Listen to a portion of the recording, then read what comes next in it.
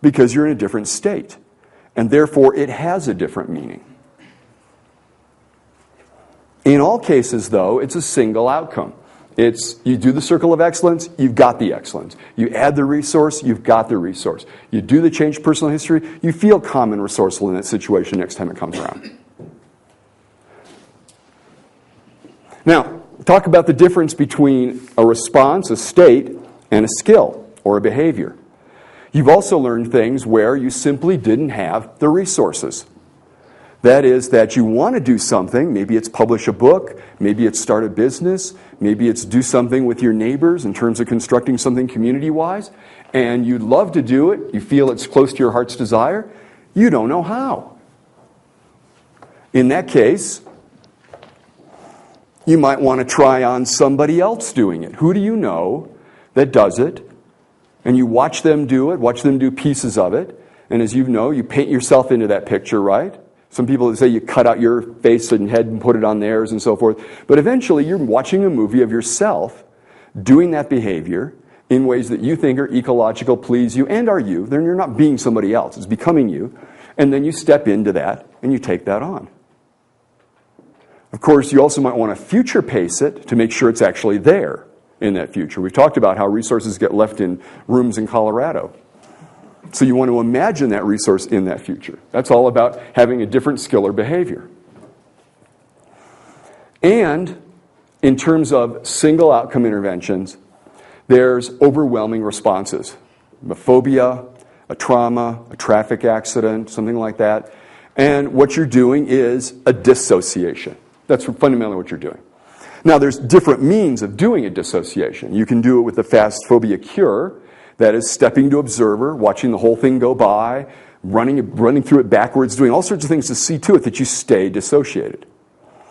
The other, interestingly enough, because when I went through NLP training, we were told to use every technique for every kind of difficulty. It was a way of finding out the limits. You can do that too. Change a belief with anchors. It's cool. So you can do this. We've just found if you apply these techniques, they'll work better for certain outcomes than others. The swish will work. Why? Because you start out associated to that trauma, that beginning of that disturbing situation, and whoosh, you end up dissociated face-to-face with a future self who overcame the problem. So you fly right out of that overwhelming response to a person who can deal with the overwhelming response. Now, I'd point out that this is and is not a lot to learn, to know about. In one sense, it's not very much because you can see that it's just moving anchors around, or it's just moving the states around in different kinds of places and experience. It's reviewing somebody else doing something. There's a sense in which we do all these things naturally. The question is here in NLP is being able to do them deliberately. And knowing that if a person comes to you and they do have the future, remember the first thing is to get the well-formed outcome. If they do have that outcome, if you get it to that point and then you go, so what's between you and getting there, and the person says nothing, you might want to check, is that an ambiguous phrase? Nothing could be like there's no barriers, and nothing could be like I don't know how to get from here to there. And that's what you're there for. And I've offered you one set of algorithms this morning for doing that. You can certainly innovate from that. There's more work on the new technology of achievement tape set and in the book that colleagues of mine, NLP Comprehensive, did and that Steve and I edited into a book. There's also other NLP sources as well. But it is in all cases about present state, desired state, about creating that path, that relationship, and about adding those resources and about making sure that you're associated to that so that you can actually participate in that imaginative act. Yes? Can we depend only in disassociation with overwhelming response without doing swish or fast phobia? Okay. Can you just do dissociation? I think in principle you are doing dissociation. And the question is how overwhelming is the response? And therefore, what kind of technique might you want to use? I, at one point, was working with someone who suffered childhood abuse, a very, very terrible thing. And it turned out at that time that I was renting some space that was in a health club. And as it was after hours, what I thought was that the person kept going into the past experience. And so we went over and got on exercycles and started exercising really, really fast because your states are held by your physiology. If your physiology shifts, your states will shift. I mean, okay, try this. Try this. This is afternoon. We can do this. Put down your stuff. All right. Now, you drop your heads down, kind of go, I don't care what you say, it's going to sigh a little bit.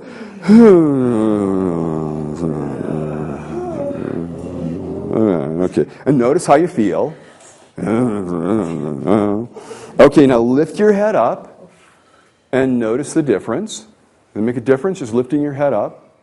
Yeah? Okay, now stand up and go, yes, yes, yes! Now, if you're not in a different state, check your pulse.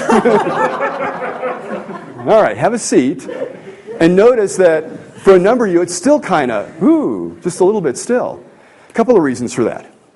One is that when you really activate your long muscles, your central nervous system, it activates your autonomic nervous system, which is glandular. This is your gut reactions. And because they're chemicals and not impulses, not electrical impulses, they hang around longer. So if you're attempting to assist somebody out of a negative state, we talk about do a break state, right? That can work if they're not very much in it, but if they're in it and they're used to that physiology, you may need to break it for a while because you've got to let the chemicals flush. Now, how long does that take? 20 minutes? About 2 minutes. So they think it takes a long time, but the idea of keeping somebody moving and everything for 2 minutes, if you've ever seen the old Beatles movie, it's a cartoon, Yellow Submarine, and they go, it was best watched with drugs no longer available. And it goes, a minute is a long time. And they have a different picture for every second. That's the longest minute. In other words, it is that you get somebody moving and talking and all this to get them to shift their state for 2-3 minutes so you can really get, people, oh no, well, we'll sit down, we'll be quiet. We're in a conference room. After all, we're consulting, coaching. And we allow those cultural limits sometimes to not allow us to make the physiology shift, even though it's only a couple of minutes. Yeah. Now, along that line of what I was demonstrating is that the woman who was having this difficulty was that by putting her on the exercise cycle, and so she's having to move her body, it was hard then to maintain all of that trauma because she was moving, as it would be with almost anything else. This is why they always recommend exercise to people that are depressed. They just forget that they're depressed because they don't exercise. I mean, so not exactly, but there is that relationship. How are you going to get them to say, well, yeah, but I'm so tired. So having the movement, then I was able to do the phobia process, whereas I might not have otherwise, in the sense that just having the person sit in a chair and see themselves over there was not sufficient to break up the physiology that was allowing the person to go back, because it was a very familiar physiology, that they would go back into it and back into it. Just like you go the other way, those of you that do enjoy exercise or any kind of physical movement, dancing, is you realize, in a sense, your body begins to want it. 21 days, by the way.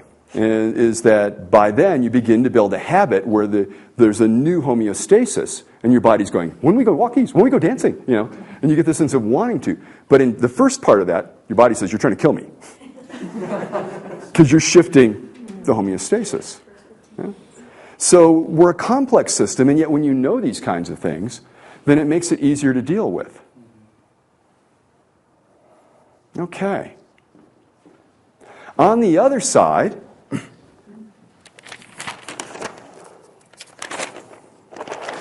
are what we would term the multiple outcome interventions.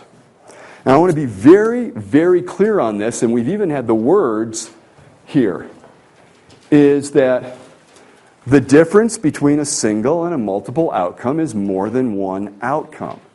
Our position in NLP is that any conflicting part, whether internally or externally, any conflicting thoughts, internally or externally, are conflicting outcomes.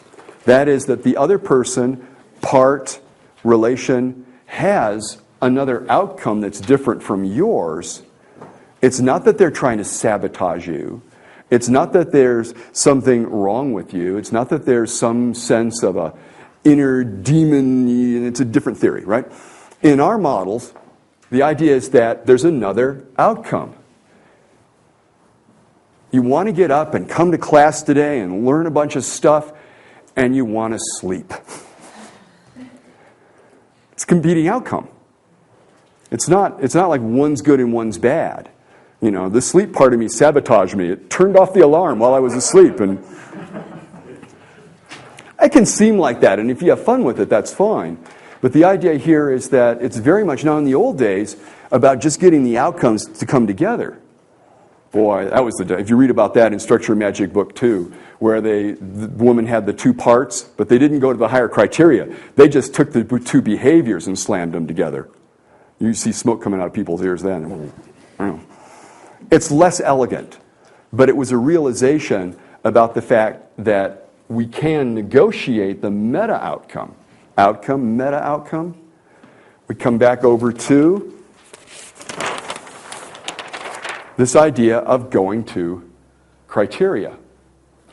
There is an unfortunate fact of NLP that in order to establish itself as a field, at one point, they started inventing jargon. And John and Richard had a jargon machine. And one night they were out on the Santa Cruz Pier and they lost it. And it's been spewing out jargon ever since. So, meta outcome, criteria, value, those all mean the same thing. All we mean when we say meta outcome is that you can do the very same thing with an outcome that you did with the previous exercise. Oh, by the way, that was an outcome. You can ask what's important about that. That is, you can separate the behavior, the desired behavior, from the criteria. Because if there is a conflict, two people, then we could find out what's important to Ken about what his position is, what's important to Judy about her position. And if you go, Virginia Satir style, to the highest, well, not even the highest, you go to a high enough where they either agree or complement, then they go, oh, I had no idea that's what you were about. Counterwise, coming back down, you can generate more options. One of them was gratitude. There's many ways to express gratitude, and one of them you've decided as an outcome. And yet there are so many others. And that's where the flexibility comes in.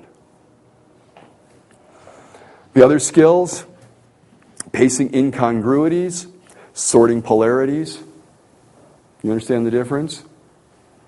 Pacing an incongruity, Cheryl, would be giving that part all the time that it needs to know that I will listen fully and completely to everything that you want to say. I may not be able to listen to it all now, but you will have as much of a turn as you want. As you too will have as much time as you need. The question is, I need to start with somebody first. Would you mind if I started here? Okay. Pacing an incongruity is if these two were in conflict, either in me, external world, same thing. Let's try that again. Congruities can be internal, they can be external. Yeah? Same principles apply. That you want to give each person their time to say what they need to say, and you want to be directive enough in your language to realize going any other direction but this one is not going to assist you, because what you're doing is you're separating the value from the behavior. You're separating those two. You're separating the criteria from the outcome, because that gives you room to move. Again, you don't need to do this unless you've got outcomes in conflict. A part of me, a part of me, a part of me.